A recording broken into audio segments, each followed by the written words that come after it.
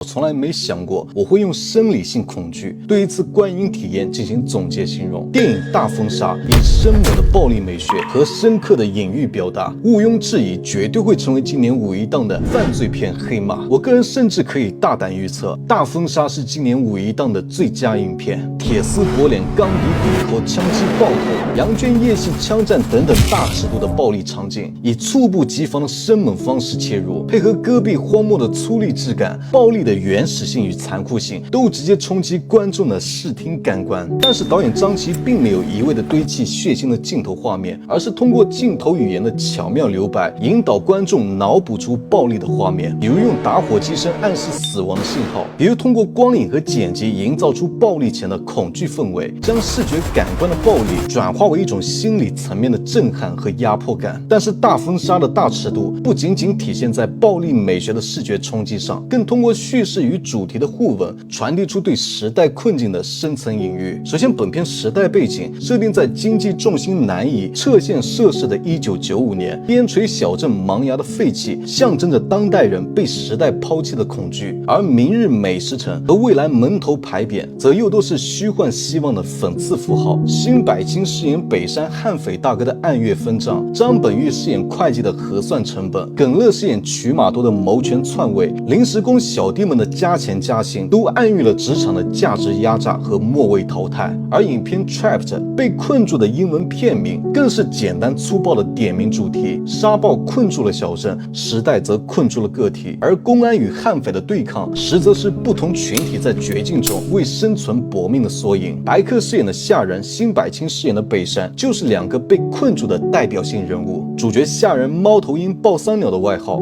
后视镜送别的细节暗示了他被困在过去战争创伤的孤独之中，以及对人际关系的回避。而他最终亲自送别村民和南下深圳的细节，又暗示了他终于打破了自己的困局。悍匪北山的优雅与暴力并存，折射出的是权力欲望之下的空虚。而他入狱3年，越狱重获自由，却难以接受外界的变天，暗示了他也被困在过去，思想跟不上时代的变化。除此之外呢，大风沙对武侠元素的运用，既是对经典武侠美学的致敬，也是叙事与主题表达的重要载体。影片通过加油站、美食城以及派出所这3个核心场景的构建，复刻了传统武侠电影的空间意象。加油站对应驿站，开篇镜头中主角夏人从风沙中走向加油站的场景，就是武侠片侠客初入江湖经典画面的复刻设计。风沙的苍茫感与孤身一人的宿命感，呼应了武侠叙事中侠客型的意象。而夏人以守为攻的孤警形象，背负着战争创伤的沉默与隐忍，更接近武侠中隐侠的设定，强调的是精神层面的侠义，而非武力层面的碾压。美食城映射客栈，美食城的外景破败荒凉，